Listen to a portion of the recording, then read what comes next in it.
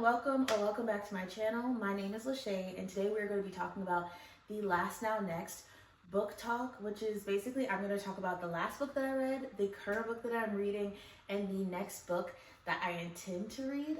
Please like, comment, and subscribe, and stay tuned, get cozy. We're just going to yap about books. The last book that I read, I talked about it in my last video, which is my vampire obsessed sort of media of vampires that I love. I'm still planning on doing part 2, but I kind of want to dress up and do makeup or whatever. And I was reading at the time Bare Bones in the Midnight Soil by V.E. Schwab. So that's the last book that I read. I finished it. I loved it. Such a good, toxic, sapphic, hungry book. And I really enjoyed it. If you want something chilly and autumn, I guess a little bit raw. I don't know, I wouldn't say it's overly emotional, but it is something super raw. What I like about the vampires in the world that V.E. Schwab has created for this book, specifically for Bare Bones in the Midnight Soil, is that essentially, to me, what I got from it was that every person has a certain type of weakness, a hunger that they cannot escape, and that could be your downfall, that could be your folly. I think each of these women, which I enjoyed in different ways, except for Sabine, who I did not enjoy, but I enjoyed when I wasn't in her mind, are plagued with a different kind of yearning. For Sabine, I think it was power, and yeah, essentially she just wanted kind of power, and she was never going to be satisfied, and sort of an unquenchable, unmovable sort of figure. I loved the visual of this person in my head, and I am intrigued by Sabine, but genuinely I just don't vibe. I don't like her. She's not my kind. She's not a woman's woman, okay? And as for Lottie, I think that her hunger to me felt like love. There would never be, I guess, enough love for her. If you read the book, then you know. But to me, that's how I would see her. That's her hunger. For our main character, Alice, I feel like it's a place, a connection, a home. And I don't know, I loved each of these characters in different ways. If you want something sapphic, which I feel like this started, I know I was obsessed with vampires, and I still am, but this started sort of an obsession with sapphic lyrical writing. There's something so yearning and deep and tragic and romantic. It's just really beautiful. So this has started a whole obsession with sapphic writing for me. Great time. As always though, V.E. Schwab is definitely more of a character forward book. If you want a super big plot, I mean, you're not really gonna get one, but it's such a good story, and these characters to me are so interesting. So for what it is, I really enjoyed it, and I think this is the perfect season to be reading it in. Or if you're feeling kind of down and you want I wouldn't say that this was a love story, but if you want an connected group of people story, and I guess the love that we witness in other people and the type of devotion that they have. I would also like to say, I think I really enjoyed the idea that in this book, I love the parameters that the vampires have. I like the idea, I don't know why, because I mean, I love power, but I love when there's a box to it. I don't know what that says about me, but the idea that these very powerful beings have these weaknesses, specifically their heart in this book, it's which again, I think is sort of in reference to the love that they choose. Their hearts are pretty much all of their weaknesses, and also can genuinely kill them. But I love the idea, I guess, that humanity in this runs out, and it's different for each vampire, but it's an interesting idea, and I really liked sort of some of the fresh takes that V.E. Schwab took. I have read V.E. Schwab before. I love The Invisible Life of Addie LaRue, and so I just think I enjoyed their writing. It's sapphic, cold, hungry, tragic, raw, and yeah, I just liked it a lot. The next book that I'm currently reading is none other than Nate by Ali Hazelwood. I love this book. This book is everything that I would have been at 16 if I knew what Wattpad was. But this is everything that I've ever, it's just such a fun, good time. I'm just kicking my feet, and it's every trope that you know, but still a good time.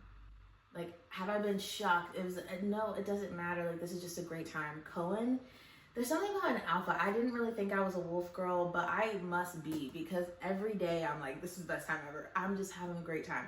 And mind you, I loved Bury Our Bones in the Midnight Soil, but that one I really liked taking it in slowly. This one, I feel like I could have read it in a day, but then I was like, I haven't had this much fun in a really long time. So I slowed down, but I'm definitely finishing it tonight. I'm on chapter 30. I have this much left. Like, I'm almost done. You know what I mean? And I love it so much. Like, so this book follows, this is the second book. It's not really a series, but the first book is Bride. And that is a story about a vampire and a werewolf who are mated, and you can read that. It was a good time. But this book is the best friend to the main character of book 1. Her name is Serena, and she is a hybrid without a pack. She is an anomaly, like the first werewolf, or the first like documented current hybrid, half werewolf, half human. And she doesn't have a pack. She does have a mate. He's the alpha, of course. He's the alpha of the, I think, the Northwest Pack. I would like to say, yes, he is the alpha of the Northwest Pack, because the other guy is the alpha of the Southwest Pack. I just wanted to make sure. And Cohen is, I don't know, he's just like freaking great. Here's the thing about him. I think it's something about, he's the alpha, so everyone listens to him, but the idea, like, this is a different type of masculinity. It is the protector, it is the provider. It isn't like your mind and stuff, but also it's screaming your mind, but in like the quietest, yearning way.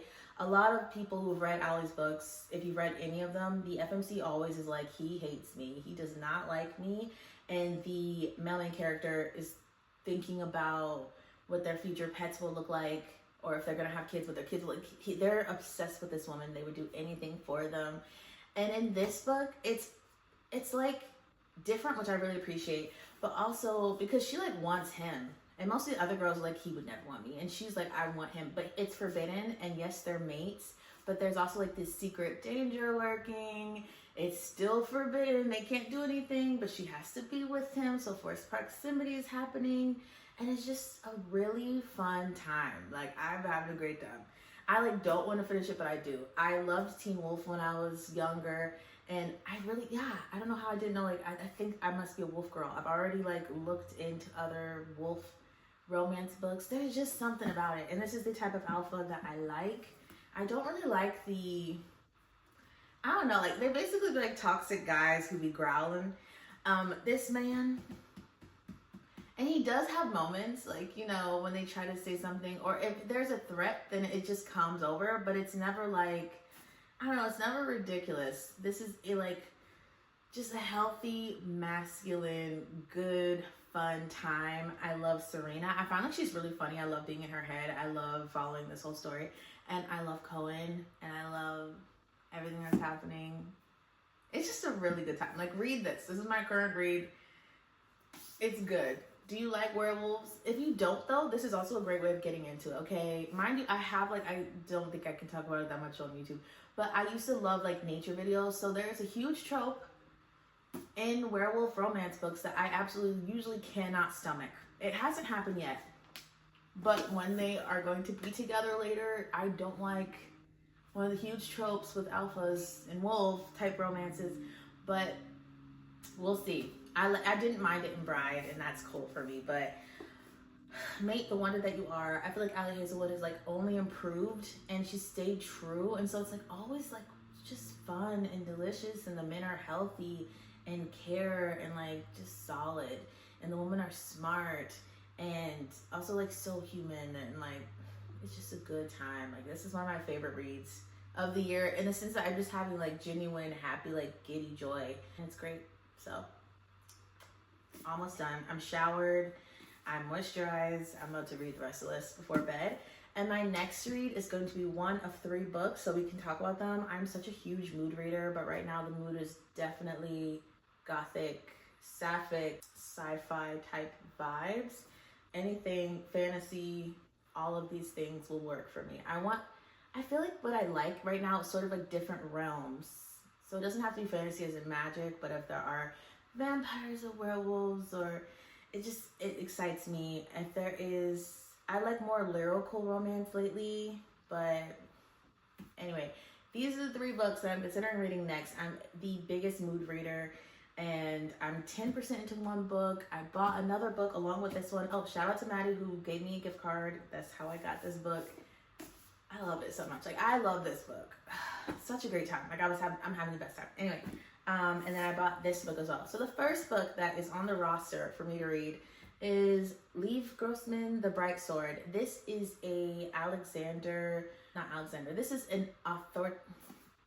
this is an Arthurian epic, okay? So basically there's this character and, okay, little backstory. So on my birthday, I always buy a book. I'm a reader, like it's what I do. So I went to Barnes & Nobles and I picked this one up along with many others. All of the books look good on a day where you're trying to buy one book, okay? And I just remembered someone getting punched in the face. So like this book basically kept calling to me. It just felt really funny and interesting. I immediately liked the writing. I've only gotten in 3 pages. I read the back. Essentially, this is about a knight who is going to try to join and be a part of the round table for King Arthur, but he is like weeks late and King Arthur is dead. And essentially like round up and try to have, a band of knights, and they're trying to still save the day after like the hero of heroes is dead. And I feel like I love things like that. And again, this one called to me. And if you know, you know, but like there are certain books that like, there's always a perfect time and a place and a feeling, and then you can enjoy the book the best. And I could not get this one on my head. And so it might be this one. And I'm excited because I haven't read a Camelot or a really medieval book. Very intriguing. The next book that I was thinking about is The House of Blight, which is considered to be a gothic fantasy. So those 2 words, delicious, yummy. I really want to read them. At the very beginning, I'm 9% into this one. Death is like a tangible, living person, and I love that. I love the idea that death is like this like a thing, like it's not just a thing that happens, but a spirit that is, if that makes sense. And any book where death is like humanized or has an entity of itself, I love that. But anyway, at the very beginning, death is at a crossroads with a person, and they trick death, and basically it's like generations and generations have passed, and I feel like that's going to come into play. It's right at the beginning. But what's happening currently is that there is this person who is oh my gosh, I totally forgot what it's called. But she can heal people. It comes at a cost though. So if you have a broken leg, she can completely heal it, but she's to take on the pain herself. And it can cut days or weeks off of her life, and no one knows how long they have to live anyway. Nonetheless, this character is 25, which I enjoy. And there seems to be a plague in this world. She ends up having to join forces with someone in a very prominent, powerful family, and they try to solve this whole like plague together because her brother and one of the other members of this prominent family are ill, and she cannot save them both. And honestly, like, you know, but I found like that sounds like an interesting story. It feels gothic, and I don't know. As soon as I saw that Death was a character in it, even though he's like not actively in it right now, I was like, let's go. And I feel like I've heard really good things about this book. The last book that I'm really considering, which is what I went to Barnes to go buy with the gift card, is A Secret Alchemy by Stephanie Garber. I feel like it's called A Secret Alchemy. I just feel like she transports me to other worlds like nobody else. There's something so whimsical but simple, but then there's all these very elaborate, very interesting details. This is her first NA, so new adult fantasy, and I'm just like, I love her writing. So I went to go buy it, but honestly I didn't like the cover, and I didn't like the sides, like the sprayed edges of it.